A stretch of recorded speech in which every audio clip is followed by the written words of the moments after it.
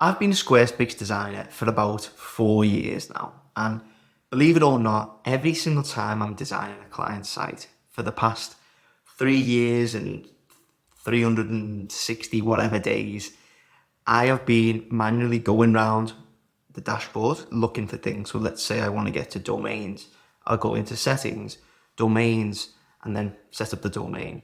Same for going into, going into deep pages in a dashboard. It takes maybe like 10 seconds. But I remember ages ago, someone said, oh, you can do a quick search around the dashboard. And I was like, oh, I don't need to do that. And then just forgot about it. Fast forward to about literally 3 days ago. And I was like, oh, I'll use this forward slash and just see what it's about.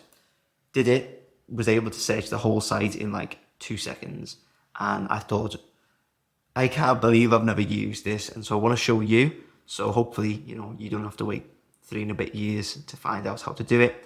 So super easy, it should take like 10 seconds. Let's get into it. As promised, this one's going to be super easy. So all you need to do is go down to your keyboard and press /.